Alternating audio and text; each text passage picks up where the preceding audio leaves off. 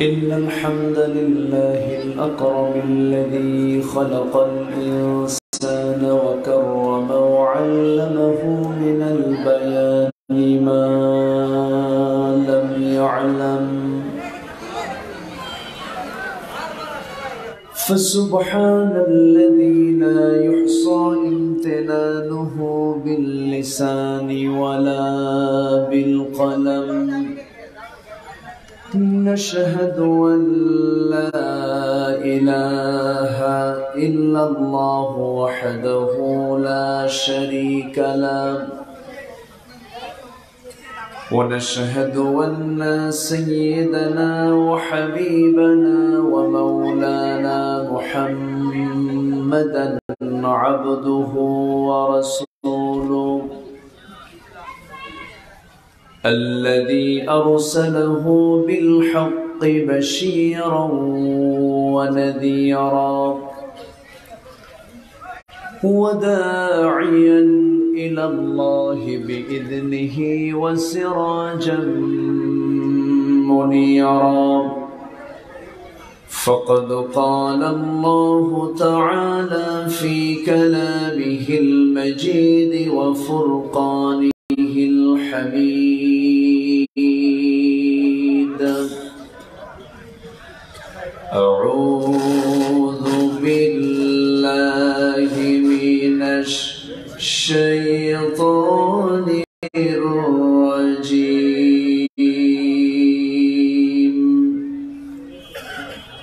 بسم الله الرحمن الرحيم. يا أيها الذين آمنوا إذا لقيتم فئة فاثبتوا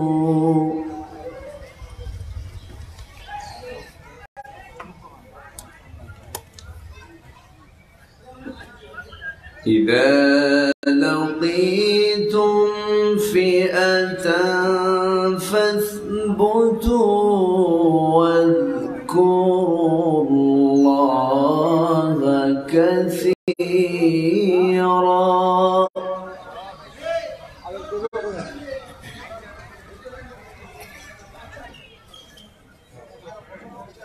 واذكروا الله كثيرا لعلكم تفلحون.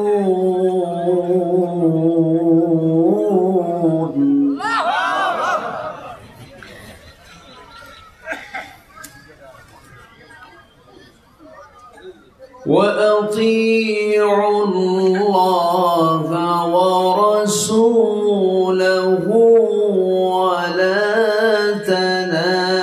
تنازعوا فتفشلوا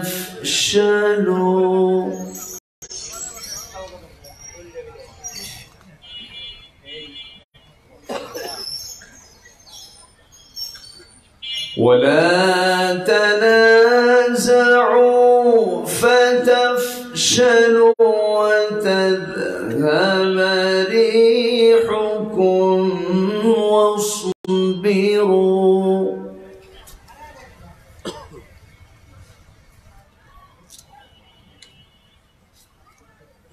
إن الله مع الصابرين.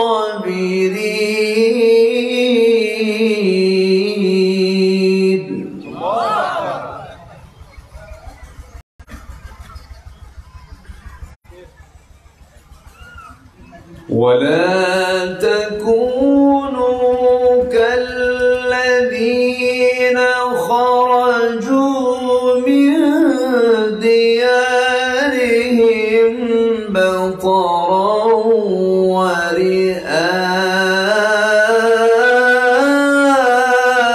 الناس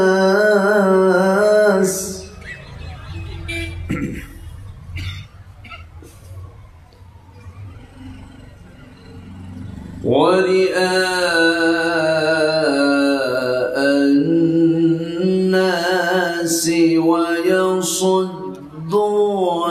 عن سبيل الله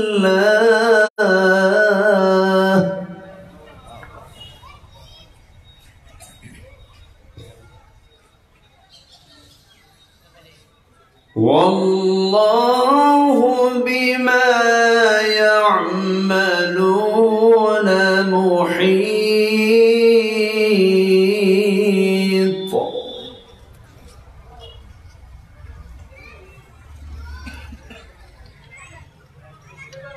الله أكبر. بسم الله الرحمن الرحيم.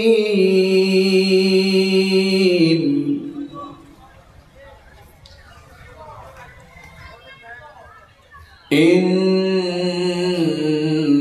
الله وملائكته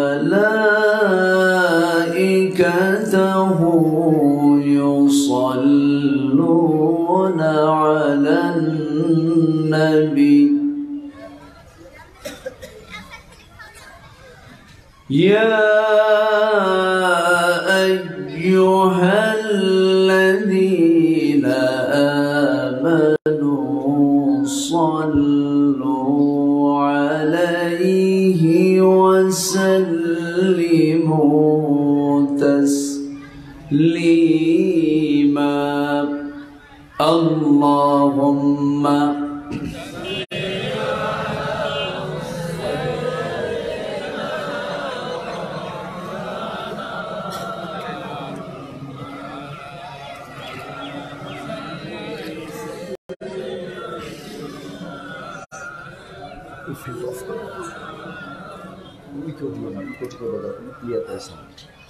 একটু মহব্বত দিয়ে নবীর প্রেমে মতোয়ারা হয়ে সবাই বলুন আল্লাহুম্মা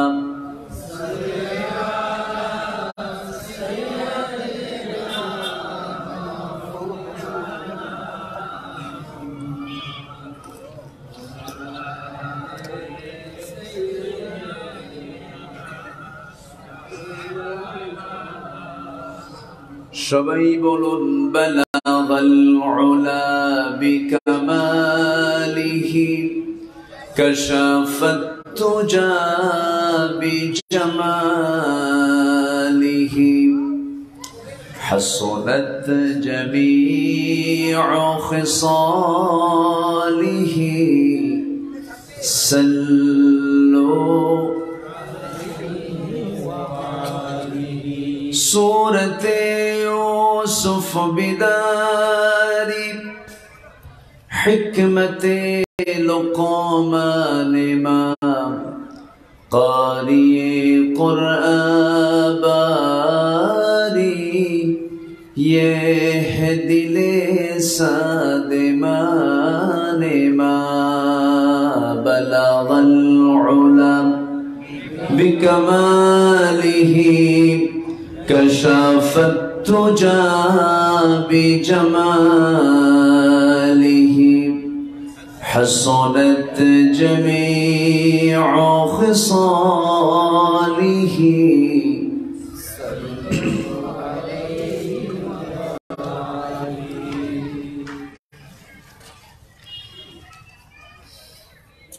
উত্তরবঙ্গের গেটওয়ে বগুড়া জেলার শিবগঞ্জ উপজেলার আলীগ্রাম বাইতুল মাহমুদ জামে মসজিদ মাহফিল ইন্তেজামিয়া কমিটি কর্তৃক আয়োজিত দিনের বেলা অনুষ্ঠিত চতুর্থ বার্ষিকী তাফসীরুল কোরআন মাহফিল 2023 মহৎ আয়োজনের সম্মানিত সুযোগ্য সভাপতি শিবগঞ্জ পৌরসভার সম্মানিত মেয়র জনাব তৌহিদুর রহমান মানিক, প্রধান অতিথি জনাব মুস্তাফিজুর রহমান মুস্তাক, আজকের মাহফিলের সম্মানিত অতিথিবৃন্দ, বিশেষ করে আমার পূর্বে কথা বলেছেন মুহতারাম মাওলানা পীরজাদা আজিজুল হক উপস্থিত হযরত উলামায়ে কেরাম, ফদলায়ে ইজম, সুশীল সমাজ, জাতির শ্রেষ্ঠ সন্তান, শিক্ষক মণ্ডলী, সামনে উপস্থিত দূরে কাছে বিভিন্ন স্থান থেকে ছুটে আসা কালেমার ঝান্ডাবাহী, তাওহীদের পতাকাবাহী, দ্বীন ইসলামের নরসাদুল বীর মুজাহিদ, প্রাণ প্রিয় সম্মানিত দ্বীন ভাইরা, আড়ালে বসে আছেন শ্রদ্ধেয়া সম্মানিতা মা বোনেরা। আলোচনার সূচনায় আনুষ্ঠানিকতার মধ্য দিয়ে আমার পক্ষ থেকে আবারও দিল খোলা সালাম, আসসালামু আলাইকুম ওয়া রাহমাতুল্লাহি ওয়া বারাকাতুহু। সবাই কেমন আছেন? আমাকে প্রশ্ন করলেন, আল্লাহ তাআলা আমাকে আপনার কাতারে রেখেছেন, ভালো আছি আলহামদুলিল্লাহ। আমরা এমন একটি সময় আলোচনার বৈঠকে বসেছি যে সময়টা মানুষের সবচাইতে বেশি ব্যস্তময় সময়। মানুষ হাটে ঘাটে মাঠে খেলায় বিভিন্ন জায়গায় ব্যস্ত থাকে। ঠিক সেই মুহূর্তে আমরা সকল ব্যস্ততাকে মাইনাস করে কোরআনকে আমরা প্রাধান্য দিয়ে, কোরআন শোনার, কোরআনের মাহফিলকে আমরা গুরুত্ব দিয়ে আমরা যারা আসতে পেরেছি এমন বরকতময় জায়গায়, সেই মহান রবের প্রতি আমরা শুকরিয়া জ্ঞাপন করছি, মুহাব্বাতান বলে উঠছি আলহামদুলিল্লাহ। এটা মাইকওয়ালা তার মেশিনটা বসছে কোথায় আমি তো একটু খুঁজে পাচ্ছি না, আমি তো বুঝি না, মানে ও থাকে কোথায় আমি কিছু বলতে পারি না।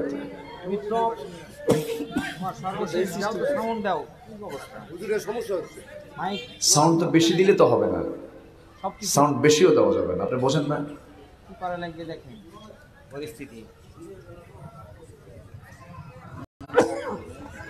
সম্মানিত হাজিরিন, সবাই সেই মহান রবের শানে বলছি সবাই আল্লাহুম্মা ইন্নী আসআলুকা আল হুদা ওয়াত তুকা ওয়াল আফাফা ওয়াল গিনা। সবাই বলি আল্লাহুম্মা লাকা আসলামতু ওয়া বিকা আমানতু ওয়া আলাইকা তাওয়াক্কালতু ওয়া ইলাইকা আনাবতু। এই মাইকওয়ালা কমায় দেন সাউন্ড,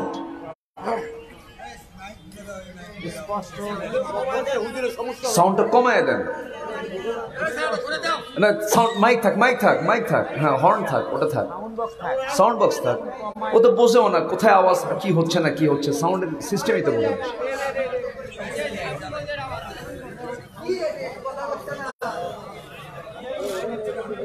ওভার সাউন্ড তো করা যাবে না।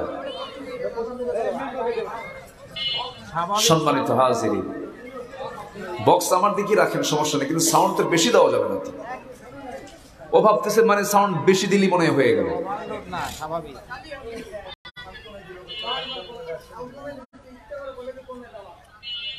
সম্মানিত হাজিরিন, আমরা সেখান থেকে কথা বলবো যেখান থেকে আমি তেলাওয়াত দিয়ে শুরু করেছি। তেলাওয়াতকৃত আয়াতগুলোকে সামনে রেখে কিছু কথা আমি বলতে চাচ্ছি। ওয়ামা তাওফীকি ইল্লা বিল্লাহ আলাইহি তাওয়াক্কালতু ওয়া ইলাইহি উনীব। সেই মহান রবের প্রতি ভরসা রেখে আসুন আমরা মূল আলোচনার দিকে চলে যাচ্ছি। একটা মাহফিলের মূল প্রাণ হচ্ছে মাইক।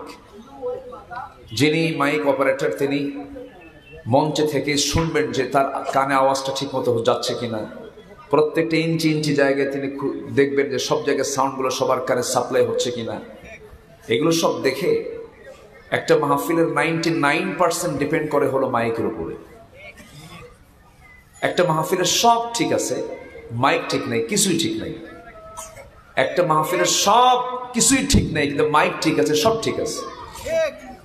একটা মাহফিলের একটু গুরুত্বপূর্ণ একটা জিনিস, কিন্তু সবচেয়ে বেশি প্রবলেম আমার দেশে এই মাইকের কাছে এসে সবচেয়ে বেশি প্রবলেম লক্ষ্য করা যায়।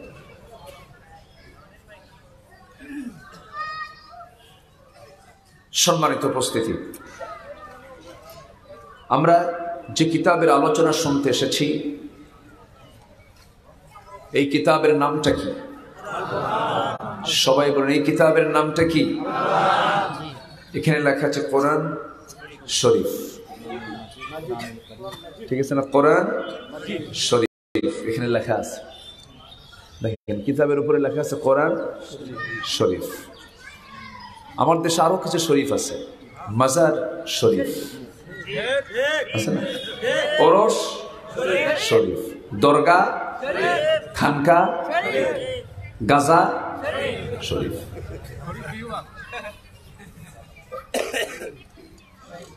সম্মানিত উপস্থিতি, শরীফ শব্দ খারাপ না, শরীফ ঠিক আছে, কিন্তু আল্লাহ তাআলা কোরআনের পরিচয় যেভাবে দিয়েছেন আমি তো সেইভাবেই দেব, তাই না? আল্লাহ রাব্বুল আলামিন এই কিতাবের নামটা দুই জায়গায়, আল্লাহ রাব্বুল আলামিন বহু জায়গায় দিয়েছেন, তবে দুটো জায়গার কথা বলছি। আল্লাহ রাব্বুল আলামিন বলেন, ইন্নাহু লাকুরআনুন কারীম ফি কিতাবিম মাকনুন। জোরে বলুন আল্লাহু আকবার। বাল হুয়া কুরআনুম মাজিদুন ফি লাওহিম মাহফুজ। কোরআন হলো মর্যাদা সম্পন্ন কিতাবের নাম। আল্লাহ তাআলা এই কিতাবকে এক জায়গায় কারীম বললেন, আর এক জায়গায় মাজিদ বললেন। আপনি যদি এখানে কোরআন শরীফ না লিখে যদি ফুরকানও লিখতেন ভুল হতো না। আল্লাহ রাব্বুল আলামিন বলেন, তাবারাকাল্লাযী জাআলা ফিস সামাই বুরুজান ওয়া জাআলা ফিহা সিরাজান ওয়া কমারান মুনিরা। تبارك الذي نزل الفرقان على عبده ليكون للعالمين نذيرا। আল্লাহ রাব্বুল আলামিন আরেক জায়গায় কিতাবের নাম ফুরকান বলেছেন।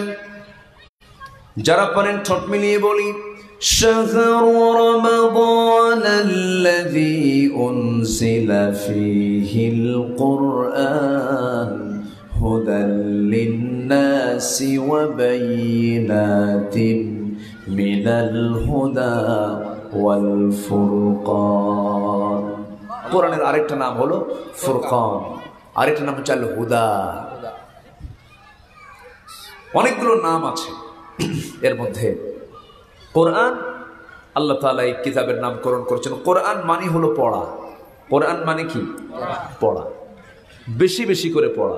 কোরআন তাকে বলা হয় যা বেশি বেশি পড়া হয়।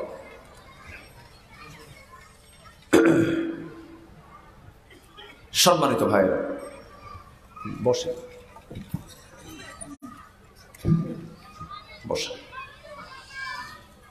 সম্মানিত দ্বীনি ভাইরা, যে কিতাবের নাম বহুল পঠিত, বেশি পড়া, সেই কিতাবকে আমরা কম পড়বো না বেশি পড়বো? আমরা এখানে যারা বসে আছি যদি বলি মুসলমান কারা কারা, সবার হাত কিন্তু উঠবে। যদি বলি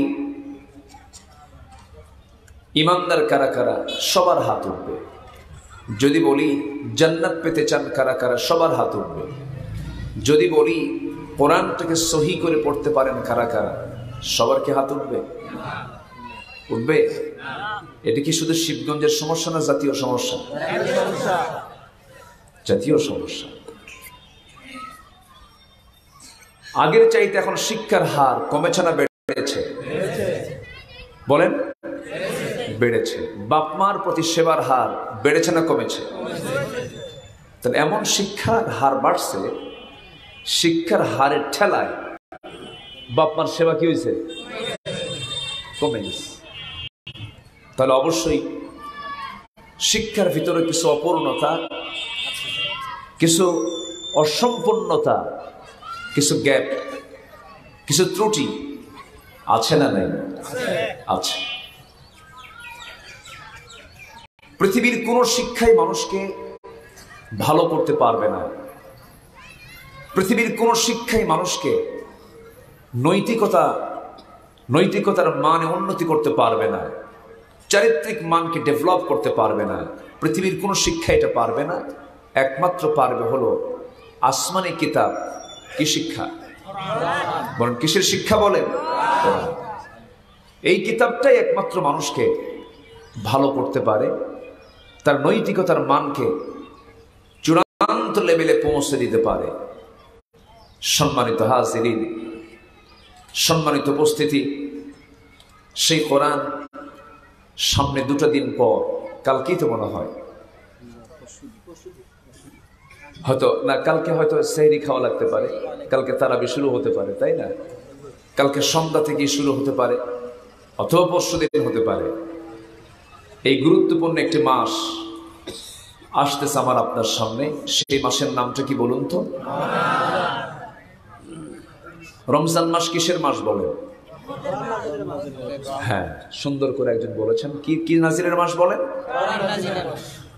রহমত, বরকত, মাগফিরাত, নাজাত, তারপরে জান্নাতের দরজা খোলা, জাহান্নামের দরজা বন্ধ, এগুলো বহু কিছু আছে, কিন্তু মূল পরিচয় হলো রমজান মাস হলো কি নাজিলের মাস? কোরআন নাজিলের মাস। কোরআন নাজিল না হলে আল্লাহ তাআলা এই মাসের দাম এত দিতেন না। এটা হচ্ছে মেইন কথা। কোরআন ওই রাতে নাজিল না হলে ওই রাতের দাম এত দিতেন না। কোন রাত? লাইলাতুল কদর। আমার ভাইয়েরা, এই মাসের দাম কেন দেওয়া হলো, এই রাতের দাম কেন দেওয়া হলো? কোনো কারণ নেই, একটাই কারণ, সেটা হলো কোরআন নাজিল হয়েছে এই মাসে। ওই রাত্রিতে কোরআনটা আল্লাহ রাব্বুল আলামিন নাজিল করেছেন। এই জন্য 83 বছর 6 মাস একটানা ইবাদত করলে যে সওয়াব, তার চেয়ে বেশি সওয়াব আল্লাহ রাব্বুল আলামিন এক রাতেই বান্দাকে দিয়ে দেন। আমরা মক্কায় যাই কেন? মক্কায় যাওয়ার কারণ হলো আমার আল্লাহর ঘর সেখানে আছে। ইন্না আউওয়ালা বাইতুন উদিআ লিন-নাসি লিল্লাযী বিবাক্কাহ। সেখানে মক্কা আছে, কাবা শরীফ আছে। কাবার থাকার কারণে আমরা মক্কা নগরীতে যাই। মদিনায় যাই কেন? মদিনায় যাওয়ার কারণ হলো নবীজির মাকবারা সেখানে আছে, কবর সেখানে আছে। আমার নবীর যেখানে তিনি শুয়ে আছেন সেই জায়গার নাম কিন্তু আরবে কোনো মাজার শব্দ নাই, সব হলো মাকবারা, কবর। বাকিল গারকাত, বাকিল গারকাত। মদিনার মসজিদের পাশেই সাহাবে কেরামদের 10,000 সাহাবী যেই কবরস্থানে শুয়ে আছেন সেটাও মাকবারা, কবরস্থান। কিন্তু সাহাবীদের কবর মাজার হয় না, নবীর কবর তো মাজার হয় না। আমার দেশে কোনো গাঁজা খায় মানুষ মরলে তার কবরটা মাজার হয়। ঠিক আছে না? কথা বলবো, কথা বলবো। মহাস্থানগড় কত দূর?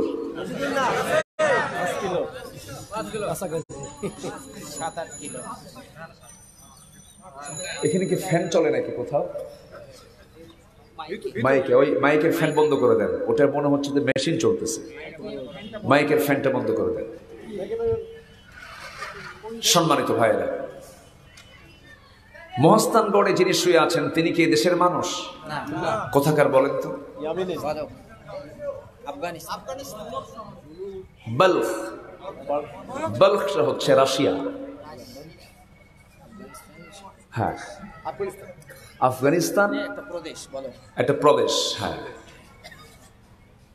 তারপরে আমি গত 3 দিন আগে ছিলাম বাগেরহাট। সেখানে শুয়ে আছেন খান জাহান আলী রহমতুল্লাহ। তিনি তুরস্ক থেকে এসেছেন।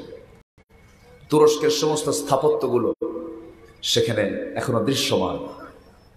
সেই তুর্কি খান জাহান আলী এসে গোটা খুলনা অঞ্চলকে আলোকিত করলেন আল্লাহর দ্বীনে। বলখ থেকে এসে শাহ সুলতান বলখি তিনি এসে রাজা পরশুরামকে পরাজিত করে এ অত্র অঞ্চলে কালিমার পতাকাকে উড্ডীন করলেন। ইয়েমেন থেকে শাহজালাল ইয়ামিনী এসে গোটা সিলেট, ত্রিপুরা, আসাম এই টোটাল অঞ্চলকে তিনি শিরিক মুক্ত করলেন, রাজা গৌর গোবিন্দকে পরাজিত করলেন। এরকম করে গোটা দেশে, ভারতবর্ষে আজমিরে যিনি শুয়ে আছেন আওলাদ রাসূল খাজা মঈনুদ্দিন চিশতি রহমতুল্লাহ আলাইহি, তিনি রাজা পৃথ্বীরাজকে পরাজিত করে গোটা ভারতবর্ষে তিনি কালিমার পতাকা উড্ডীন করেছেন। তারা সমাজ থেকে শিরক উৎখাত করে এক হাতে আল্লাহর কালাম নিয়েছেন, আরেক হাতে তরবারি নিয়ে বাতিল দুর্গে আঘাত এনে বাতিলকে পরাজিত করে হককে বিজয়ী করেছেন। আর তাদের নাম করে খাজার নামে গাঁজা খায়, আছে না নাই? বগুড়া জেলায় কোন জায়গায় সবচেয়ে বেশি গাঁজা বিক্রি হয়? কি বরকত, তাই না? এটা মনে হয় যিনি শুয়ে আছেন তিনি এই সবক দিয়ে গেছে, না? এই সবক দিয়ে গেছে। সম্মানিত ভাইয়েরা, আমি পীর বিরোধী মানুষ না, আমি পীরকে মহাব্বত করি, কিন্তু সেই পীর নয় যে পীরের দরবারে গেলে নামাজ লাগে না, আছে না? আল্লাহ কয় না, কি কয়? এটা হলো বলেন তো? খাজা দিল কর তাজা, ইসমে জালাল, গাজার কলকি খাওয়া হালাল। জোরে বলি নাউজুবিল্লাহ। এগুলো বদমাইশ আছে না নাই? বদমাইশ আছে না নাই? আচ্ছা, এগুলো সবকে বাদ দিতে হবে, সব কিছু ছেড়ে দিয়া সকল চাওয়ার জায়গা এক জায়গায় নিতে হবে। চাইবো একজনের কাছে, ওয়াইদাস্তাআনতা ফাস্তাইন বিল্লাহ, চাইতে হবে আল্লাহর কাছে। চাও, সমস্যা আল্লাহর কাছে বলো। তোমার জুতার ফিতা ছিঁড়ে গেছে, কাউকে চাইবে না, তুমি চাইবে কার কাছে? আল্লাহর কাছে। আল্লাহ রাব্বুল আলামিন বলছেন, বান্দা এই মস্তক কারোর সামনে সঁপিয়ে দেওয়া যাবে না, মাজার দেখলে মাথা খারাপ হওয়া যাবে না, মাজারকে তুমি ভাগ্যের কোনো মাধ্যম মনে করবে না, তোমার ভাগ্যের সুপ্রসন্ন করবেন একমাত্র কে? আসতে বলবেন না কে? আল্লাহ রাব্বুল আলামিন বান্দাকে বলছেন, বান্দা তুমি বলবে কেমন করে? সবাই বলেন, ইন্না সলাতি ওয়া নুসুকি ওয়া মাহইয়ায়া ওয়া মামাতি লিল্লাহি রাব্বিল আলামিন। সবাই বলেন, ইন্নী ওয়াজ্জাহতু ওয়াজহিয়া লিল্লাযী ফাতারাস সামাওয়াতি ওয়াল আরদা হানিফান ওয়া মা আনা মিনাল মুশরিকিন। আমি আমার চেহারা সে আল্লাহমুখী করে ফেললাম যিনি আমাকে সৃষ্টি করেছেন, এবং আমি মুশরিকদের অন্তর্ভুক্ত নই। আমার ভাইয়েরা, সকল চাহিদা পূরণ করার একমাত্র ক্ষমতা রাখেন তিনি কে? সন্তান দেবেন কে? সন্তান দেবেন না কে? সম্পদ দেওয়ার মালিক কে? সম্পদ না দেওয়ার মালিক কে? সকল বরকত দেওয়ার মালিক কে? বাচ্চা হবে না চাইবো কার কাছে? আল্লাহ আমাকে দেওয়ার জন্য প্রত্যেক রাতে মাঝ রাতের সময় ফিসসামাইদ দুনিয়া, দুনিয়ার আকাশে আসেন। দুনিয়ার আকাশে এসে বলেন, আলা মিন মুস্তাগফিরিন ফাগফির লাহ, কোন ক্ষমা প্রার্থী আছো আমার কাছে ক্ষমা চাবে? যা চাইবে আমি তাই দেব। রিজিকের সমস্যা আমাকে বলো, সন্তান হয় না আমাকে বলো, ব্যবসা হয় না আমাকে বলো, অসুস্থতা আমাকে বলো, সব কিছু আমার জন্য সঁপিয়ে দেবে। বান্দা সেজদায় পড়ে কাঁদবে। হয়তো এই দুনিয়ার জিন্দেগিতে পেতে যদি তোমার বিলম্ব হয়, আল্লাহ তোমাকে পরীক্ষা করছেন। সঙ্গে সঙ্গে যদি পেয়ে যাও তুমি এটা বরকতে ধন্য হলে, আর যদি দুনিয়ার জিন্দেগিতে যদি নাই পাও, আল্লাহ তোমার জন্য আখিরাতে তার জন্য ফলাফল রেখে দিয়েছে। জোরে বলে সুবহানাল্লাহ। বাচ্চা হয় না, একেবারে খাসি একখান জব করে নিয়ে চলে যায়, আছে না? নিয়ে যায়। আবার এরকমও আছে, ওখানে কিছু ডেকচিতে রান্না বান্না হয়, ডেক আছে না, ডেক। ওই ডেকের কাছে কিছু মহিলা আছে, মহিলা মানে কি ওখানে যায় নাকি ওই ডেকের সাথে নাকি ডেকচির সাথে নাকি পেট ঘষে, পেট ঘষলে নাকি বাচ্চা কাচ্চা হয়। কন এগুলো কোনো কথা? এই সমস্ত কথাগুলো আমাদের কানে আসে। সব কিছু মাফ হবে, শিরকির গুনাহ মাফ হবে না, এই ওয়াদা কিন্তু কেউ করেনি, এই ওয়াদা আমার আল্লাহ নিজে করেছেন। আপনাদের উচিত ছিল এইটুকু অংশ ঢেকে ফেলা, এটা ভুল করেছেন আপনারা। এইটুকু অংশ ঢেকে ফেললে মানুষের চোখ এবং কান এটা এত সূক্ষ্ম, কোন একটা আওয়াজ হলে ওইদিকে মানে চোখ দৌড়, কান ওইদিকে চলে যায়।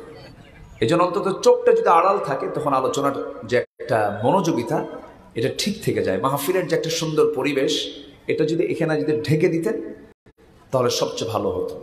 একটা গাড়ি গেলে সব আমি তাকাই আপনার দিকে, আপনার তাকান গাড়ির দিকে, এই মানে আই কন্ট্যাক্টটা ভালো মতো হচ্ছে না। একটু মনোযোগটা থাকলে তখন আমি বলেও আরাম পাই, আপনি শুনেও আরাম পান। তো যাই হোক, যা হবার হয়ে গেছে। আমি খুবই আনন্দিত যে দিনের বেলা এত মানুষ আপনারা এসেছেন কোরআন শোনার জন্য, বলি আলহামদুলিল্লাহ। আমি যখন প্রথমে আসলে ভাবলাম যে আজকে কি মাহফিলে লোকজন হবে, কিন্তু আপনারা যে এরকম চালাক তা তো বুঝি নাই। আমি যেটা বুঝি নাই, প্রথমে দেখি যে এখানে সামান্য কিছু লোকজন, কিন্তু এইরকম চালাকি করে যে আপনারা সবার শেষে আবার হাজির হবেন, যাক আমি খুবই খুশি হয়েছে, বলি আলহামদুলিল্লাহ। গ্রামটা তো আর দেবগ্রাম না, কৃষ্ণ গ্রামও না, আলীর গ্রাম। আলহামদুলিল্লাহ বলবেন না? নামটা কার? কি নাম বলেন? আলী।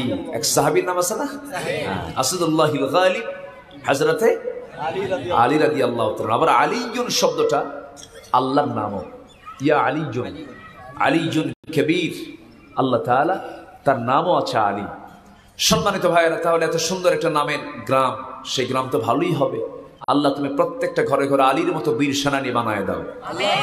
দাও খোদা দাও আমায় আবার ওমর দারাজ দিল, দাও খোদা দাও আমায় আবার ওমর দারাজ দিল, দাওয়ালির মতো বীর সেনানী, আলীর মতো বীর সেনানী জগাতে নিখিল, দাও খোদা দাও আমায় আবার ওমর দারাজ দিল, হামজাকে দাও ঘরে ঘরে জীবন দিতে অকাতরে, হামজাকে দাও ঘরে ঘরে জীবন দিতে অকাতরে, আবার কাবা ভাঙতে এলে পাঠাও আবাবিল,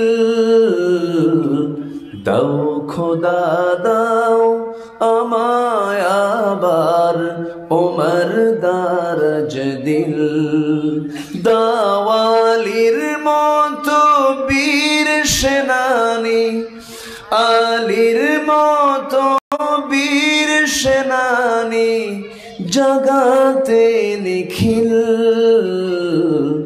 দাও খোদা দাও আমায় আবার ওমর দারাজ দিল। আল্লাহ কবুল করুন, জোরে বলি আমিন। তাহলে এই গ্রামের প্রত্যেকটা যুবককে আমরা কার মতো দেখতে চাই? কার মতো? বিড়ি খাওয়া যাবে না, বিড়ি খাওয়া যাবে না, গাঁজা খাওয়া যাবে না, নেশা করা যাবে না। যুবকদের হাতে এখন কোরআন না নেশা, নেশাগুলো তুলে দিল কারা? আজকে যুবকদের হাতে নেশাগুলো তুলে দিয়েছে কারা? যে নেতৃত্বে নামাজ নাই, ঠিক কিনা? যে নেতৃত্বে কি নাই? যে নেতৃত্বে নামাজ নাই, যে নেতৃত্ব দিতে গেলে নেতাদের হাতে মদের বোতল পাওয়া যায়, নারী সাপ্লাই করে যারা, মদের কারবার জেনার কারবার দিয়ে তাদের দিন চলে, দিনাতিপাত হয়, ওই সমস্ত নেতৃত্বের মুখে আমরা জুতা মারি, ঝাঁটা মারি। নামাজ আছে, নেতৃত্ব মানব, নামাজ নাই, নেতৃত্ব মানার কোনো দরকার নাই। কষ্ট পেলেন নাকি? একটু কান লাগান, একটু মনোযোগ দিয়ে শুনি। এই তো কালকেই মাহে রমজান আসতেছে, আমরা একটা সিদ্ধান্ত নেব আজ, সেটা হলো আগামী রমজান হবে আমাদের কোরআন শেখার রমজান। কেউ কিছুই বলেননি, কিন্তু একটু জোরে বলতে হবে, আর একটু জোরে বলুন। শুধু ওয়াজ শুনলে হবে না, তো মানতে হবে। আমার দেশে ওয়াজ বেশি হয় না আমল বেশি হয়? আমল। তো কোনটা বেশি হওয়া দরকার বল? বক্তা আসছে, আরে বক্তেছে গরম, খালি হিট। আসেন এরকম আসেন, ওয়াজ একখান করে গেলে এমন হিট করে গেছে মনে হয় যে যুদ্ধ লেগে যাবে। লাভ কি? লাভটা কি? কোরআনই তো পড়তে পারি না। শুধু গরম বক্তৃতা হলে হবে না, শুধু ওয়াজ শুনে শুধু চোখের পানি ফেলে কাঁদলে হবে না। আমার দেশে এমনও ওয়াজ আছে, ওয়াজ যে করে সেও কান্দে, শ্রোতাও কান্দে, একদম কান্দে জারে জার। মাহফিল শেষে যখন বলা হয় বুঝলেন কি, কানলাম তো ঠিকই, বুঝি নাই কিছু। তার লাভটা হলো কি? ওই শিশুর মতো এক শিশু, ছোট্ট মেয়ের বয়স 8 বছর, 8 বছরের মেয়েটা কান্দে। ওর কান্না দেখে মা এসে বলে, মা তুমি কান্দো কেন? সে আরো কান্দে।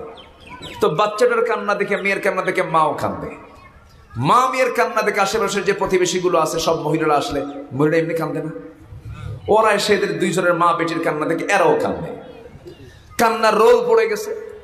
এক চোট কান্নাকাটি হওয়ার পর সবাই মিলে এখন বলতেছে, মা তুমি যে কান্না করলে এতক্ষণ ধরে, তোমাকে দেখে আমরা কানলাম, তোমার মা কানলো, সবাই মিলে কানলাম, গ্রামবাসী কানলাম, তোমার কান্না করার কারণটা কি? এখন ছোট্ট মেয়েটা বলতেছে, মা আমার বয়স এখন 8 বছর, আমার যখন 18 বছর হবে তখন আমার বিয়ে হবে, বিয়ে হওয়ার পরে একটা ছেলে সন্তান হবে, সেই ছেলে সন্তানের বয়স যখন 8 বছর হবে, সেই 8 বছরের ছেলে সন্তান যদি মরে যায় মা, এই চিন্তায় কাঁদতেছে। কি কথা কি বুঝতেছে? তাহলে কান্নার ভিতরে যৌক্তিকতার দরকার আছে না নাই?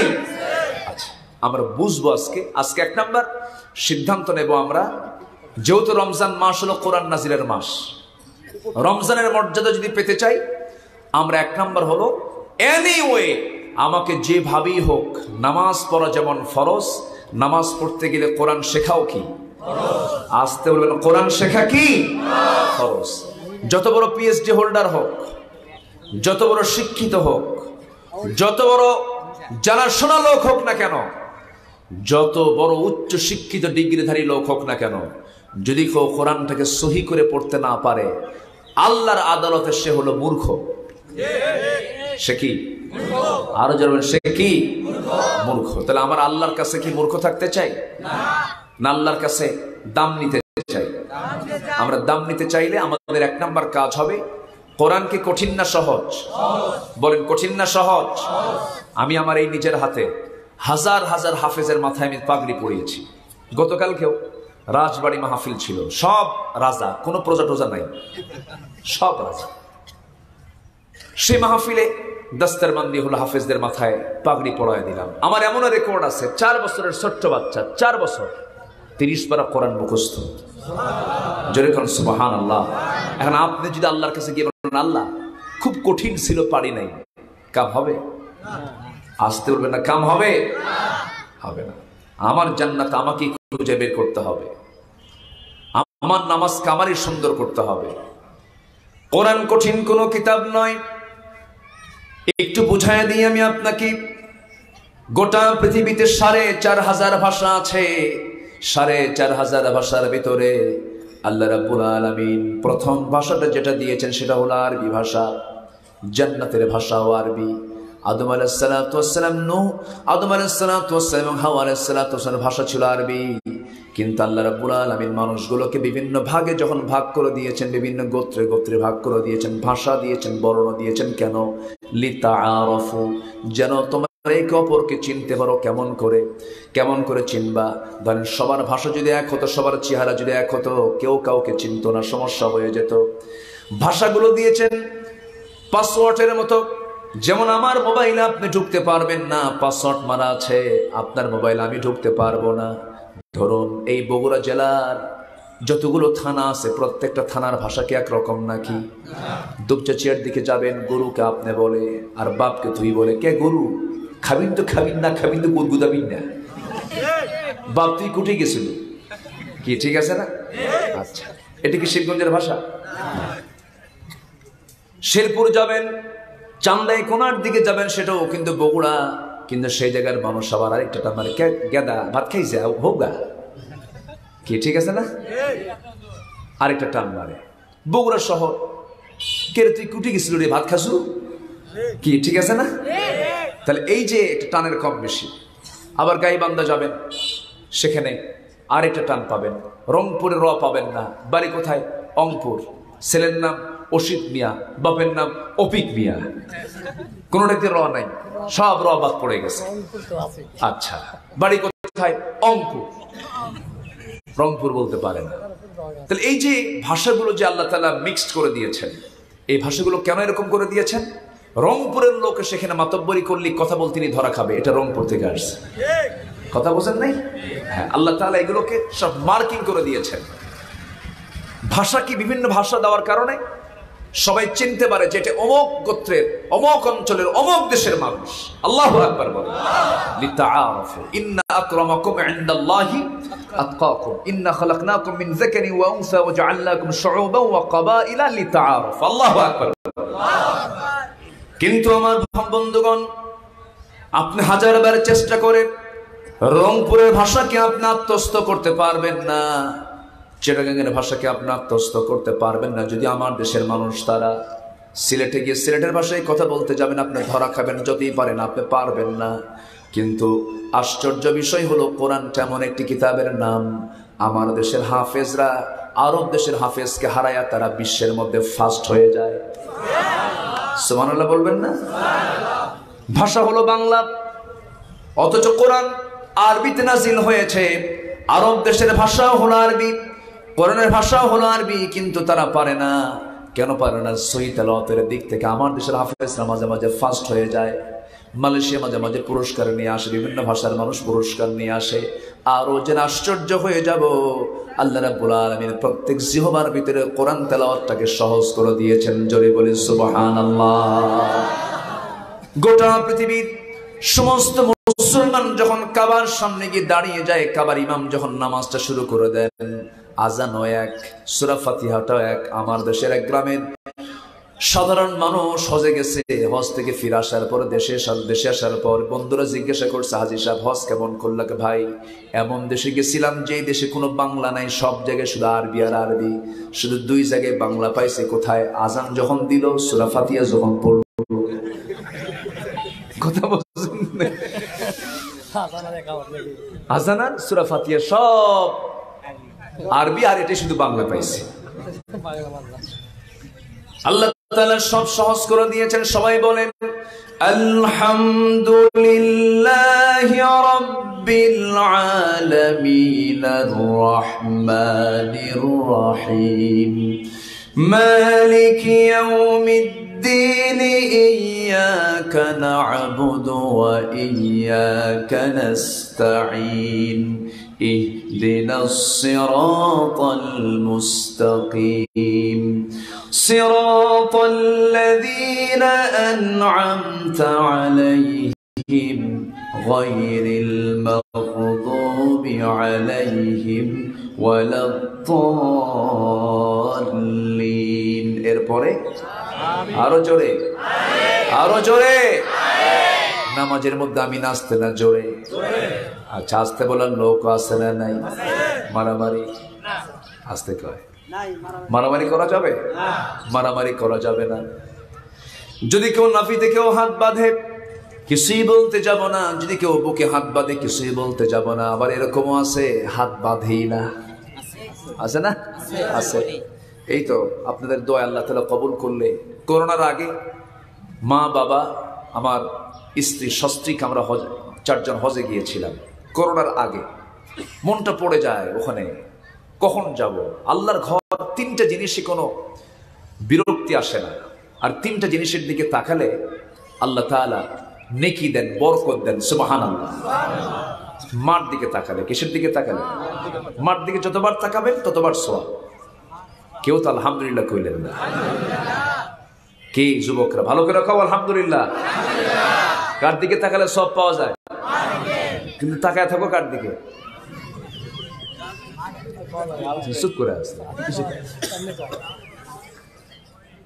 মার দিকে তাকাতে হবে, মার দিকে বেশি বেশি তাকাবা, নেকি পাবা।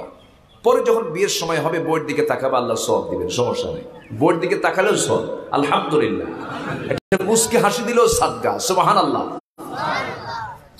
অন্যের বউ না, কিন্তু নিজের বউ, এটার জন্য মনে থাকে। বাবার দিকে তাকালে সওয়াব পাওয়া যায়।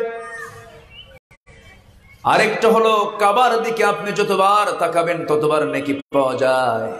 ওই কালো কাপড় দিয়ে মুড়ানো যে ঘরটা আল্লাহ তাআলার ঘর, সেই ঘরের দিকে যত বেশি তাকাবেন দিলটা ভরে যায়।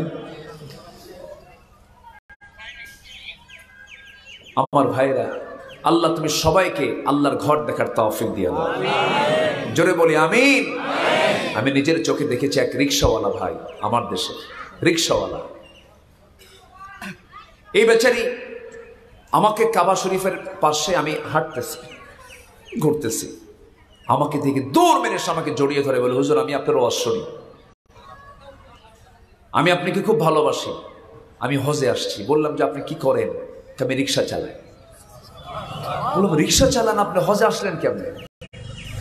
বলে যে আমি 20 বছর যাবত প্রত্যেক দিন কিছু না কিছু টাকা আমি উদ্বৃত্ত রেখে দিতাম, এক্সেস 15 টাকা হোক, 20 টাকা হোক, 25 টাকা হোক, রেখে দিতাম। এই টাকাটাকে জমা করে করে আমার যেদিন হজের টাকা ফুল ফিল আপ হয়ে গেছে, সোজা আমি জমা দিয়েছি, আল্লাহর ঘর দেখতে আসছি। সুবহানাল্লাহ বলেন। আল্লাহর ঘর সবাই দেখবেন না ইনশাআল্লাহ? সবাই দেখতে রাজি আছি না ইনশাআল্লাহ? তা আমি এবার রমজানে প্ল্যান আছে, যাব ইনশাআল্লাহ। আল্লাহ যেন যাওয়ার তৌফিক দান করেন, জোরে বলি আমিন। আল্লাহ যাওয়ার তৌফিক দান করুন, জোরে বলি আমিন। সম্মানিত ভাইয়েরা, সেই জায়গায় গেলে কি যে একটা তৃপ্তি পাওয়া যায়, এখন এটা না গেলে তার বোঝানো যাবে না। সব জিনিস দেখতে পুরাতন মনে হয়, আল্লাহর ঘরটা আপনি যতবার দেখবেন তত মজা পাওয়া যায়, আলহামদুলিল্লাহ। আরেকটা হলো কোরআনটা পড়লে নেকি পাওয়া যায়, সুবহানাল্লাহ বলবেন না? কোরআন দেখবো, কোরআন পড়বো, মাকে দেখবো, আল্লাহর ঘরকে দেখবো, রাজি আছি না ইনশাআল্লাহ? আল্লাহ কবুল করুন। সম্মানিত ভাইরা, আজকে মাহফিলটা যদি রাতে হতো একটু ভালো হতো। আমি এটা বুঝতেছি, কমিটিরা ওইটার শূন্যতা ফিল করছে, সময় হাতে খুবই কম। আমি দেখি এই অল্প সময়ের ভিতর আমি যেখান থেকে তেলাওয়াত করেছি, তেলাওয়াতকৃত আয়াতগুলোকে সামনে রেখে কথাগুলো আমি আস্তে আস্তে অল্প সময়ের মধ্যে শেষ করার চেষ্টা করছি, জোরে বলি ইনশাআল্লাহ। একটা বিষয় কিন্তু আমরা ক্লিয়ার করে ফেললাম, সেটা হলো আগামী রমজান হবে কি শেখার রমজান? বলেন কি শেখার রমজান হবে? আমরা প্রত্যেকে নিজ নিজ দায়িত্বে, প্রত্যেক পরিবারে প্রত্যেক সদস্যকে আমরা বাধ্যতামূলক কোরআন আমরা শিখাবো এবং নিজে শিখবো, জোরে বলি ইনশাআল্লাহ। কোরআন শেখা কি? আরো জোরে, আরো জোরে, ফরজ। এখন কোরআন দিয়ে আমরা নামাজ পড়বো। এখন যদি কেউ নাভিতে হাত বাঁধে কিছু বলবো না, বুকে হাত বাঁধলেও কিছু বলবো না, কেউ যদি হাত নাও বাঁধে তাও কিছু বলার দরকার নাই। আমি হজে গেছি, আমার এক দেশি ভাই বলতেছে, হুজুর এই যে লোকটা নামাজ পড়ে ও তো নিয়ত বাঁধলো কিন্তু হাত তো বাঁধলো না, বুকেও নাই, নাভিতেও নাই। আমি বললাম এখানেও ফতোয়া দিবি তুই না? এখানে ইমাম নাই, এখানে কি নির্দিষ্ট মুফতি, এখানে আলেম ওলামা নাই, তারা কি জানে না? তুমি এখানে প্রশ্ন করো কেন? হুজুর একটু দেখলাম তো, দেখলাম না, যা করে করুক, তুই কর, তোরটা তুই কর। আলহামদুলিল্লাহ বলেন। আমার দেশে এই সমস্ত ফিতনাগুলো আছে না? না। একজনকে নাভিতে বাঁধা যাবে না, আরেকজনকে বুকে বাঁধা যাবে না, তাহলে দুটোই যাবে না। আর সলিমুদ্দি এখন নামাজ নিয়ত বাঁধতে নিয়ে বলতেছে যে একজন বলল নাভিতে হবে না, আরেকজন বলল বুকে হবে না, আর বুকেও বাঁধা যাবে না, নাভিতে বাঁধা যাবে না, হাত বাঁধার জায়গা তো শেষ। এবার আল্লাহু আকবার কপালে নিয়ে গেছে, কোথায়? কপালে। তাহলে ফতুয়ার কারণে যদি মানুষ বিভ্রান্ত হয়ে যায়, ওই দিকে আমরা এগোবো না, সবচাইতে বড় পৃথিবীর নিউ ওয়ার্ল্ড অর্ডার, সবচাইতে বড় চ্যালেঞ্জ হলো 56টি মুসলিম রাষ্ট্র গোটা পৃথিবীতে, 180 কোটি মুসলমান পৃথিবীতে, প্রতি 4 জনে একজন মুসলমান পৃথিবীতে। পৃথিবীতে সবচাইতে জ্বালানির সম্পদ মুসলমানদের হাতে, কিন্তু সবচাইতে বড় সংকট হলো মুসলমান আজকে একটা প্ল্যাটফর্মে নাই, মুসলমান আজকে একটা কাতারে নেই। ধরুন আজকে আমার দেশে সমস্ত আলেম ওলামা যদি ঐক্যবদ্ধ হতো, কোন বাতিল শক্তিকে টিকতে পারে? আসতে বলবে না, টিকতে পারে? টিকতে পারে না। আল্লাহ তাআলা এজন্য বলছেন, ইন্নামাল মুমিনুনা ইখওয়া ফাসলিহু বাইনা আখওয়াইকুম ওয়াত্তাকুল্লাহ। মুমিনরা হলো ভাই ভাই, তোমরা ঠিকঠাক করে নাও। সাবধান, ভ্রাতৃত্ব নষ্ট করা যাবে না, সম্পর্ক নষ্ট করা যাবে না। কেউ মোনাজাত করুক না করুক, কেউ নাভিতে হাত বাঁধুক, কেউ বুকে হাত বাঁধুক, কিন্তু এক গ্রামের মধ্যে 200 মুসল্লি, সেখানে 3টা মসজিদ বানানোর দরকার নাই। এগুলো কি আছে না? আমার দেশে এগুলো আছে না? নাই, আছে। একটু দাম বেড়ে গেলেই মসজিদ আরেকটা বানায় ফেলে, আছে কি না? এলাকায় মনে হয় নাই এগুলো। একটু টাকা পয়সা বেশি হলেই মসজিদ একটা বানায় ফেললো না। মসজিদ আল্লাহ তাআলা দিয়েছেন নামাজের জন্য। মুসলমানরা এক হয়ে ভ্রাতৃত্বের বন্ধনে তারা কাতারবদ্ধ হয়ে নামাজ পড়বে।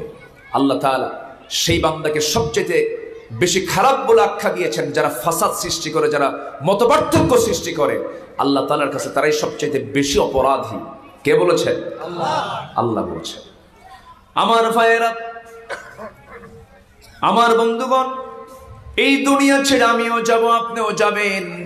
মুসলমানিত্ব টিকে রেখে দুনিয়া থেকে বিদায় নিতে হবে। আল্লাহ রাব্বুল আলামিন বান্দাকে ডাক দিয়ে বলছেন, তোমরা মুসলমান না হয়ে মরো না, ফাসাদ সৃষ্টিকারী হবে না, মুশরিকদের অন্তর্ভুক্ত হবে না, জালিমদের কাতারে যাবে না, মুনাফিকদের কাতারে যাবে না। আল্লাহ রাব্বুল আলামিন মুনাফিককে চেনার জন্য সূরা মুনাফিকুন দিয়েছেন, কাফেরকে চেনার জন্য সূরা কাফিরুন দিয়েছেন। এরপরে ইমানদারকে চেনার জন্য সূরা মুমিনুন দিয়েছেন, মুমিন দিয়েছেন। আমরা কাফেরদের কাতারেও যাব না, মুশরিকদের কাতারেও যাব না, মুনাফিকদের কাতারেও যাব না। আমরা থাকবো মুমিনদের কাতারে। কিসের কাতারে বলেন? মুমিনদের কাতারে থাকবো। ইমানদারকে আল্লাহ রাব্বুল আলামিন ডাক দিয়ে বলছেন, ইমানদাররা শোনো, তোমরা 6টা কাজ আমার কাছ থেকে শিখে নাও। সূরা আনফালে আল্লাহ রাব্বুল আলামিন 45 নম্বর আয়াতে সুন্দর করে বলছেন, ইয়া আইয়ুহাল্লাযীনা আমানু ইযা লাকীতুম ফিআতান ফাসবুতু ওয়াযকুরুল্লাহা কাসীরান লাআল্লাকুম তুফলিহুন। জোরে বলুন আল্লাহু আকবার। ঈমানদারেরা, তোমরা যখন ইযা লাকীতুম ফিআতান ফাসবুতু, 1 নম্বর হুকুম আল্লাহ তাআলা আয়াতের মধ্যে 2টা হুকুম দিয়েছেন। এর মধ্যে 1 নম্বর হুকুম হলো, যখন তোমরা বাতিলদের সামনে যখন দাঁড়াবে, তোমাদের শত্রুদের সামনে যখন দাঁড়াবে। এখন হয়তো আপনি বলুন, হুজুর আমাদের শত্রু আর কারা হবে? আমার দেশে সব মুসলমান, 90% মুসলমান। আমার দেশে তো কোনো শত্রু নাই, কিন্তু সুদখোর তো নাই।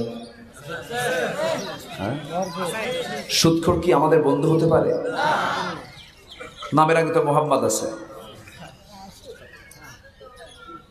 আমি যে সুদের নাম নিলাম, আবার রাগটা করলেন নাকি? এই সময় কেউ উঠেন না, উঠলি ভাববো ওটাই সুদ খায়। বসেন। সুদখোর কি মুসলমানদের বন্ধু? আসতে বলবেন না। সুদখোর আর মুসলমান তফাৎ আছে। সুদখোর মুসলমান হতে পারে না। কথাটা বুঝেন আপনি? আমি কিন্তু শক্ত কথা বলছি। মুসলমান সুদখোর হবে না। মুসলমান মদের দোকান দিতে পারে না। মুসলমান মদের কারবার করতে পারে না। মুসলমান জেনার লাইসেন্স দিতে পারে না। এগুলো কি আছে আমার দেশে? আসতে বলে আছে না? নাই। তাহলে শত্রু কি আছে মুসলমানের? হ্যাঁ, মুসলমানের শত্রু নাই? আমাদের শত্রু নাই? যে সুদ খায় সে কি আমার শত্রু? যে আল্লাহর হুকুম কি যে অমান্য করে, সুদ নিজেও খায়, সুদের অঙ্ক কষি, সুদের কারবার করে, আবার হজেও যায়, আকাম কুকাম করে আবার হজের ময়দানেও যায়, আবার হজ করার সময় আবার যিনি হজে নিয়ে যাবেন তাকে বলে, ভাই হজে তো যাব, কিন্তু আমার সমস্ত নগদ টাকাগুলো সব আমার সুদের কামাই টাকা, সুদের কারবার করে আমি এগুলো কামাই করছি, অবৈধ কামাই আমার, এগুলো টাকা দিয়ে আমার তো হজ হবে না। আমি আমার বাবার প্রত্যেক সম্পত্তি কিছু বিক্রি করছি, সে বিক্রি করার টাকা জমা দিচ্ছি যেন আল্লাহ আমার হজ কবুল করেন। দেখছেন কি চালাকি আছে না, এগুলো আছে না আমার ভাইয়েরা? এই সমস্ত কাজ কারবার ওগুলো করা যাবে না, সুদের ধারে পাশে যাওয়া যাবে না, জেনার কাছে যাওয়া যাবে না। আল্লাহ রাব্বুল আলামিন স্পষ্ট করে নামাজের ব্যাপারে যেমন হুকুম করেছেন, সেই কিতাবের মধ্যে সুদের ব্যাপারে বলছেন, ইমানদারকে ডাক দিয়ে বলছেন, ইয়া আইয়ুহাল্লাযীনা আমানু লা তাকুলুর রিবা আযআফাম মুদাআফা। জিনার ব্যাপারে বলছেন, লা তাকরাবুজ জিনা, তোমরা জিনার নিকটে যেও না, ওয়ালা ইয়াজনুন, যারা ইমানদার হবে তারা কখনো জিনার কাছে যাবে না। জিনার কারবারগুলো আজকের সমাজে কম না বেশি? আজকের সমাজে বিয়ে বেশি না জিনা বেশি? এই যুবকরা ভালো করে বলো, বিয়ে বেশি না জিনা বেশি? কিন্তু সমাজে কোনটা চালু হওয়া দরকার বলেন? বিয়েটা চালু হওয়া দরকার, কিন্তু আজকের সমাজে জিনার পরিবেশটা বেশি হয়ে গেছে। আজকের সমাজে বিয়ের যে একটা ইজি দিক, সহজ দিক, এটাকে হার্ড করে দেওয়া হয়েছে। বিয়ে করতে করতে কারো জীবনের 40 বছর পার হয়ে যায়, বিয়ে তার হয় না, পারিবারিক ভাবে কঠিন